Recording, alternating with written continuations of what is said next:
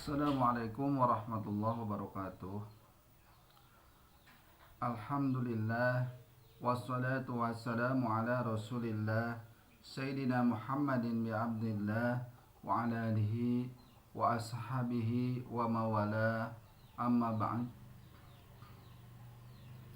Hadirin kaum muslimin rahimakumullah. Ibadah umat Islam anu paling utama nyaeta salat. Sabab di antara ibadah-ibadah anu sanesna salat jadi nomor hijina anu ngabedakeun antara muslim jeung lain muslim. Mungkin lain muslim ge aya seperti sedekah, berbagi makanan, saling menghormati, silih pikanyaah, sami, tetapi anu ngabedakeun antara Islam jeung non muslim eta dina ibadahna. Sedengkeun ibadah umat Islam anu paling utama eta salat. Sabab salat teh istimewa ti mimiti parentahanana Allah langsung marentah Kangjeng Rasulullah ngadongkapanna ti Masjidil Haram ka Masjidil Aqsa, ti Masjidil Aqsa ka langit ka-7 nepi ka Sidratil Muntaha meunang parentahan salat. Tah di dieu ge geus bisa dibedakeun bahwasana salat teh istimewa sabab parentahan-parentahan anu sanesna mah eta melalui wahyu, melalui malaikat Jibril. Salat mah langsung diulem Kangjeng Rasulullah. Tuluy salat teh pang abdolna ibadah badan, pang mineng-minengna ngadeheus ka pangeran. Dibandingkeun ibadah-ibadah anu sanesna salat pang minengna. Mungkin sodako dikala urang boga, urang nyen kabaikan ka sasama nya aya waktuna. Tapi salat urang unggal poe sapoe 5 waktos. Etan wajibna, encan anu sunahna jadi pang mineng-minengna ibadah salat. Tah salat teh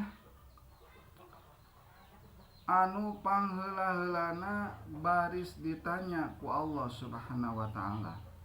Lamun salatna hade maka bakal dianggap hade sagala amalna. Sabalikna lamun goreng maka bakal dianggap goreng sagala amal ibadahna.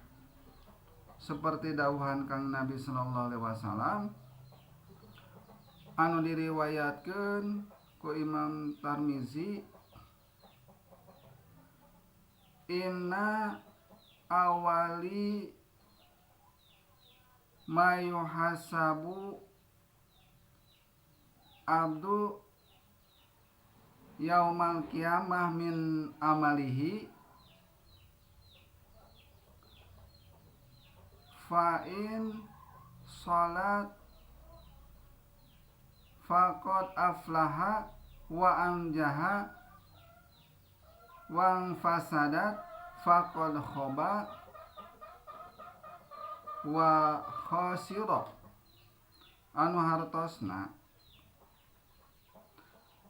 sanyanyana anu bakal dihisab pangheula-heulana amalna hiji jalma dina poenan kiamah nyaeta salat. Lamun salatna hade maka bakal dianggap hade sagala amal ibadahna. Lamun salatna ruksak maka bakal dianggap ruksak sakabeh amal ibadahna jeung manehanana kagolong kana jalma anu nyesel jeung rugi. Jadi kaistimewaan salat teh di mana orang salat hade, amal ibadah orang hade, maka bakal dianggap hade sagala amal ibadah orang. bahkan kewajiban salat ieu kaistimewaan salat ieu Kangjeng Rasulullah nepi ka marentahkeun anak-anakna nu leutik keneh piwarang salat. Kawajiban pikeun jalma nu balig anu berakal anu dewasa tetapi ti leutik keneh kudu diajar dicontohkeun ku Kangjeng Rasulullah manehanana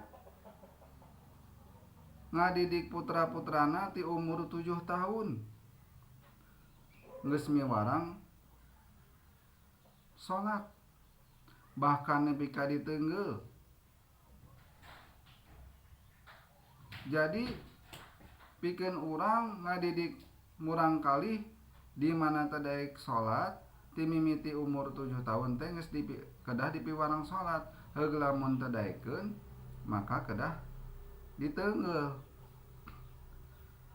Tetapi dalam tanda kutip neungeul ieu lain tujuanana nyiksa, lain tujuanana nyaeta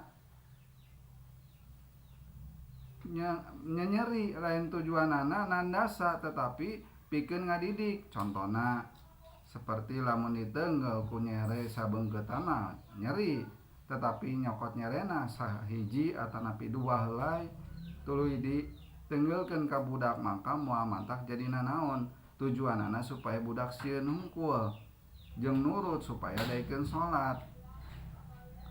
Tak jadi meunang neungeul budak lamun teu daekeun salat supaya daekeun salat tetapi dengan catatan lain tujuanana nyiksa, lain tujuanana nandasa gitu. Ti mimiti leutik keneh komo deui lamun geus kolot misalna geus cukup umur komo nepi ka geus aki-aki can daek salat maka kudu diajar salat. Teu boga elmuna kedah diajar elmuna. Teu kudu era da ilmu mah da salat mah kawajiban jeung dituntut salat teh kudu bener. Era uing mah geus aki-aki bangkotan teu perlu era. Sabab salat mah kawajiban jeung kudu bener salat teh mangka kudu belajar kana ilmuna. Wallahu a'lam bishawab. Muga manfaatna billahi taufiq wal hidayah. Wassalamualaikum warahmatullahi wabarakatuh.